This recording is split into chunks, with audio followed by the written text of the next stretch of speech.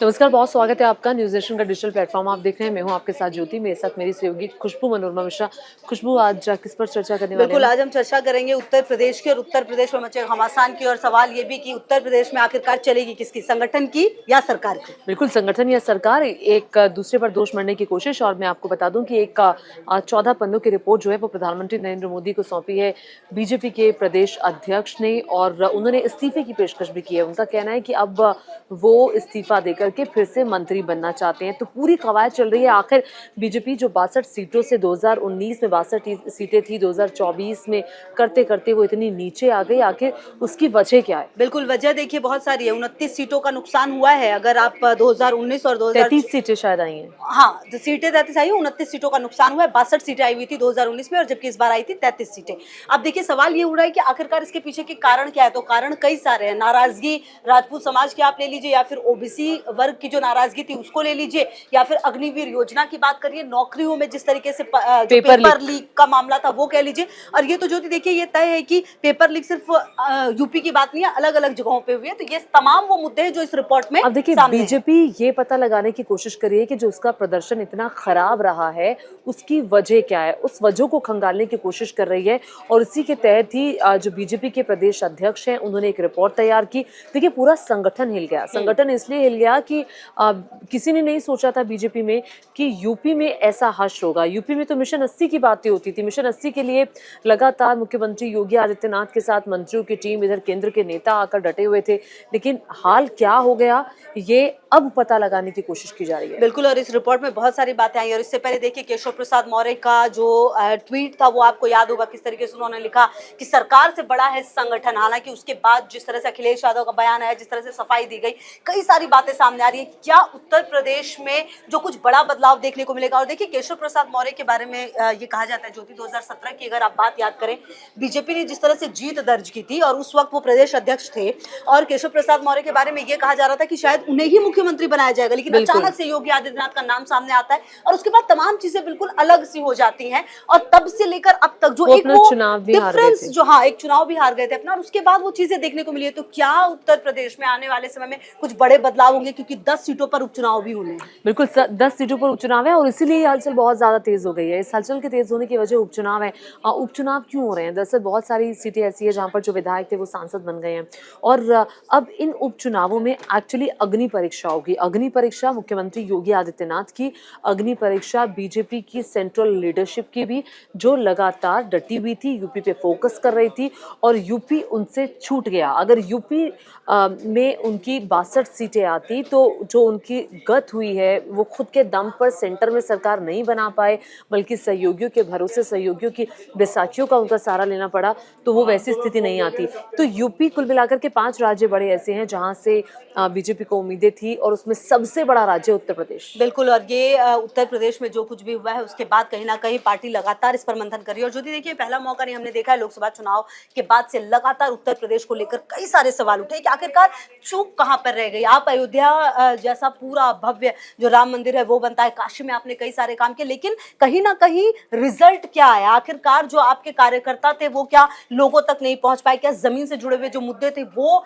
लोगों तक कनेक्शन जो है वो नहीं हो पाए? या फिर आप ओवर कॉन्फिडेंट में थे? क्योंकि सबसे बड़ा जो झटका है एक तरह से उत्तर प्रदेश के बाद महाराष्ट्र, मतलब इन तमाम जगहों, पश्चिम बंगाल, इन जगहों पर लगा। उत्तर प्रदेश वो जगह है जिसके लिए आप भी जानते हैं कि दिल्ली का रास्ता अगर आपको तय करना है तो उत्तर प्रदेश को लेकर आपको चलना ही होगा। वहां से आपको अच्छी जीत चाहिए ही चाहिए।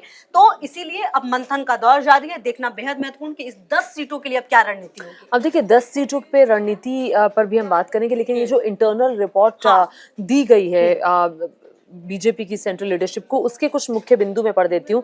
राज्य के सभी 6 क्षेत्रों, जिसमें पश्चिमी यूपी, ब्रज, कानपुर, बुंदेलखंड, अवध का हिस्सा, गोरखपुर, काशी क्षेत्र आता है। यहाँ पर पार्टी का वोट शेयर 8% कम हुआ है। और खास करके पार्टी के आंकड़ों के अनुसार पश्चिम, इसमें पश्चिम और काशी क्षेत्र में पार्टी ने सबसे खराब प्रदर्शन किया है।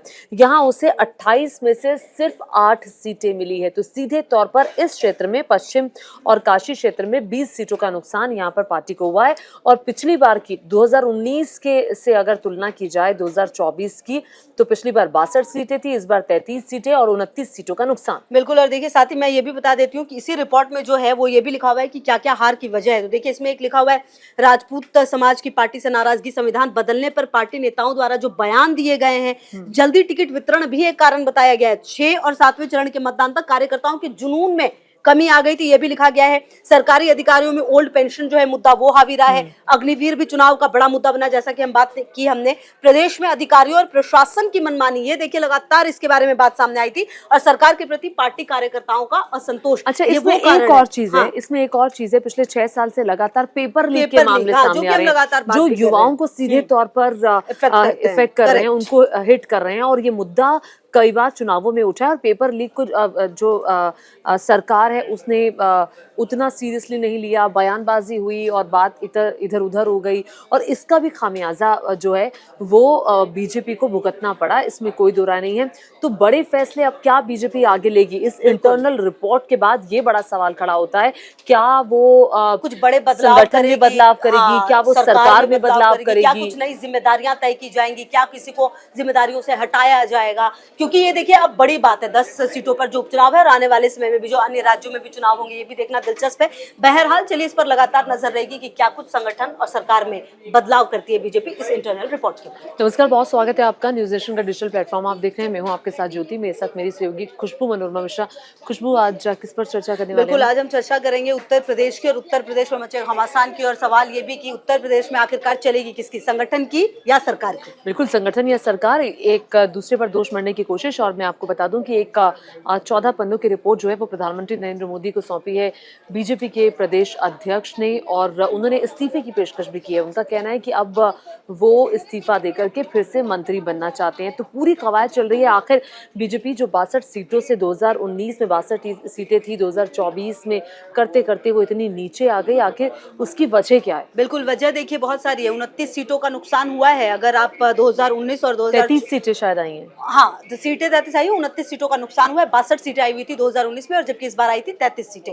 अब देखिए सवाल ये उठ रहा है कि आखिरकार इसके पीछे के कारण क्या है? तो कारण कई सारे हैं। नाराजगी राजपूत समाज की आप ले लीजिए, या फिर ओबीसी वर्ग की जो नाराजगी थी उसको ले लीजिए, या फिर अग्निवीर योजना की बात करिए, नौकरियों में जिस तरीके से पेपर लीक का मामला था वो कह लीजिए। और ये तो ज्योति देखिए ये तय है कि पेपर लीक सिर्फ यूपी की बात नहीं है, अलग अलग जगहों पे हुई है। तो ये तमाम वो मुद्दे हैं जो इस रिपोर्ट में अब देखिए बीजेपी ये पता लगाने की कोशिश करी है कि जो उसका प्रदर्शन इतना खराब रहा है उसकी वजह क्या है, उस वजह को खंगालने की कोशिश कर रही है। और इसी के तहत ही जो बीजेपी के प्रदेश अध्यक्ष हैं उन्होंने एक रिपोर्ट तैयार की। देखिए पूरा संगठन हिल गया। संगठन इसलिए हिल गया कि किसी ने नहीं सोचा था बीजेपी में कि यूपी में ऐसा हश्र होगा। यूपी में तो मिशन 80 की बातें होती थी। मिशन 80 के लिए लगातार मुख्यमंत्री योगी आदित्यनाथ के साथ मंत्रियों की टीम, इधर केंद्र के नेता आकर डटे हुए थे। लेकिन हाल क्या हो गया ये अब पता लगाने की कोशिश की जा रही है। बिल्कुल, और इस रिपोर्ट में बहुत सारी बातें आई। और इससे पहले देखिए केशव प्रसाद मौर्य का जो ट्वीट था वो आपको याद होगा, किस तरीके से उन्होंने लिखा कि सरकार से बड़ा है संगठन। हालांकि उसके बाद जिस तरह से अखिलेश यादव का बयान आया, जिस तरह से सफाई दी गई, कई सारी बातें सामने आ रही है। क्या उत्तर प्रदेश में जो कुछ बड़ा बदलाव देखने को मिलेगा? और देखिए केशव प्रसाद मौर्य के बारे में ये कहा जाता है ज्योति, 2017 की अगर आप बात याद करें, बीजेपी ने जिस तरह से जीत दर्ज की थी, और उस वक्त वो प्रदेश अध्यक्ष थे, और केशव प्रसाद मौर्य के बारे में ये कहा जा रहा था कि शायद उन्हें ही मुख्यमंत्री बनाया जाएगा। लेकिन अचानक से योगी आदित्यनाथ का नाम सामने आता है, और उसके बाद तमाम चीजें बिल्कुल अलग सी हो जाती हैं। और तब से लेकर अब तक जो एक वो चुनाव भी डिफरेंस, जो एक चुनाव भी हार गए थे अपना, और उसके बाद वो चीजें देखने को मिली है। तो क्या उत्तर प्रदेश में आने वाले समय में कुछ बड़े बदलाव होंगे? क्योंकि 10 सीटों पर उपचुनाव भी होने हैं। बिल्कुल, 10 सीटों पर उपचुनाव है और इसीलिए हलचल बहुत ज्यादा तेज हो गई है। इस हलचल के तेज होने की वजह उपचुनाव है। उपचुनाव क्यों हो रहे हैं? दरअसल बहुत सारी सीटें ऐसी है जहां पर जो विधायक थे वो सांसद बन गए हैं, और अब इन उपचुनावों में एक्चुअली अग्नि परीक्षा होगी। अग्नि परीक्षा मुख्यमंत्री योगी आदित्यनाथ की, अग्नि परीक्षा बीजेपी की सेंट्रल लीडरशिप की भी, जो लगातार डटी हुई थी, यूपी पे फोकस कर रही थी, और यूपी उनसे छूट गया। अगर यूपी में उनकी 62 सीटें आती तो जो उनकी गत हुई है वो खुद के दम पर सेंटर में सरकार नहीं बना पाए, बल्कि सहयोगियों के भरोसे, सहयोगियों की बैसाखियों का उनका सहारा लेना पड़ा, तो वो वैसी स्थिति नहीं आती। तो यूपी कुल मिलाकर के 5 राज्य बड़े ऐसे हैं जहां से बीजेपी को उम्मीदें थी, और उसमें सबसे बड़ा राज्य उत्तर प्रदेश। बिल्कुल, और ये उत्तर प्रदेश में जो कुछ भी हुआ है उसके बाद कहीं ना कहीं पार्टी लगातार इस पर मंथन कर रही है। और जो देखिए पहला मौका नहीं, हमने देखा है लोकसभा चुनाव के बाद से लगातार उत्तर प्रदेश को लेकर कई सारे सवाल उठे कि आखिरकार चूक कहां पर रह गई। आप अयोध्या जैसा पूरा भव्य जो राम मंदिर है वो बनता है, काशी में आपने कई सारे काम किए, लेकिन कहीं ना कहीं रिजल्ट क्या आया? आखिरकार जो आपके कार्यकर्ता थे वो क्या लोगों तक नहीं पहुंच पाए? क्या जमीन से जुड़े हुए जो मुद्दे थे वो लोगों तक कनेक्शन जो है वो नहीं हो पाए, या फिर आप ओवर कॉन्फिडेंट में थे? क्योंकि सबसे बड़ा जो झटका है एक तरह से उत्तर प्रदेश के बाद महाराष्ट्र, मतलब इन तमाम जगहों, पश्चिम बंगाल, इन जगहों पर लगा। और उत्तर प्रदेश वो जगह है जिसके लिए आप भी जानते हैं कि दिल्ली का रास्ता अगर आपको तय करना है तो उत्तर प्रदेश को लेकर आपको चलना ही होगा, वहां से आपको अच्छी जीत चाहिए ही चाहिए। तो इसीलिए अब मंथन का दौर जारी है, देखना बेहद महत्वपूर्ण कि इस 10 सीटों के लिए अब क्या रणनीति होगी। अब देखिए 10 सीटों पे रणनीति पर भी हम बात करेंगे, लेकिन ये जो इंटरनल रिपोर्ट दी गई है बीजेपी की सेंट्रल लीडरशिप को, उसके कुछ मुख्य बिंदु में पढ़ देती हूँ। राज्य के सभी 6 क्षेत्रों, जिसमें पश्चिमी यूपी, ब्रज, कानपुर, बुंदेलखंड, अवध का हिस्सा, गोरखपुर, काशी क्षेत्र आता है, यहाँ पर पार्टी का वोट शेयर 8% कम हुआ है। और खास करके पार्टी के आंकड़ों के अनुसार इसमें पश्चिम और काशी क्षेत्र में पार्टी ने सबसे खराब प्रदर्शन किया है। यहाँ उसे 28 में से सिर्फ 8 सीटें मिली है। तो सीधे तौर पर इस क्षेत्र में, पश्चिम और काशी क्षेत्र में 20 सीटों का नुकसान यहाँ पर पार्टी को हुआ है। और पिछली बार की 2019 के से अगर तुलना की जाए 2024 की, तो पिछली बार 62 सीटें थी, इस बार 33 सीटें और 29 सीटों का नुकसान। बिल्कुल, और देखिए साथ ही मैं ये भी बता देती हूँ कि इसी रिपोर्ट में जो है वो ये भी लिखा हुआ है कि क्या क्या हार की वजह है। तो देखिए इसमें एक लिखा हुआ है, राजपूत समाज की पार्टी से नाराजगी, संविधान बदलने पर पार्टी नेताओं द्वारा जो बयान दिए गए हैं, जल्दी टिकट वितरण भी एक कारण बताया गया है। 6 और 7वें चरण के मतदान तक कार्यकर्ताओं के जुनून में कमी आ गई थी, ये भी लिखा गया है। सरकारी अधिकारियों में ओल्ड पेंशन जो है मुद्दा वो हावी रहा है। अग्निवीर भी चुनाव का बड़ा मुद्दा बना, जैसा कि हम बात की हमने। प्रदेश में अधिकारियों और प्रशासन की मनमानी, ये देखिए लगातार इसके बारे में बात सामने आई थी। और सरकार के प्रति पार्टी कार्यकर्ताओं का असंतोष। अच्छा, इसमें एक और चीज है, इसमें एक और चीज है, पिछले 6 साल से लगातार पेपर लीक के मामले सामने आ रहे हैं, जो युवाओं को सीधे तौर पर इफेक्ट कर रहे हैं, उनको हिट कर रहे हैं। और ये मुद्दा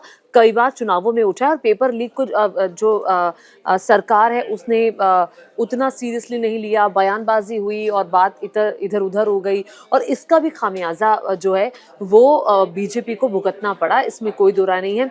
तो बड़े फैसले अब क्या बीजेपी आगे लेगी? इस इंटरनल रिपोर्ट के बाद ये बड़ा सवाल खड़ा होता है, क्या वो कुछ बड़े संगठन में बदलाव करेगी, क्या वो सरकार में बदलाव करेगी, क्या कुछ नई जिम्मेदारियां तय की जाएंगी, क्या किसी को जिम्मेदारियों से हटाया जाएगा? क्योंकि ये देखिए अब बड़ी बात है, 10 सीटों पर जो उपचुनाव है और आने वाले समय में भी जो अन्य राज्यों में भी चुनाव होंगे, ये भी देखना दिलचस्प है। बहरहाल चलिए इस पर लगातार नजर रहेगी कि क्या कुछ संगठन और सरकार में बदलाव करती है बीजेपी इस इंटरनल रिपोर्ट के बाद। और इसी के साथ हमारे इस डिजिटल प्लेटफॉर्म के बुलेटिन में अभी इतना ही। आप देखते रहिए न्यूज़ नेशन का डिजिटल प्लेटफॉर्म।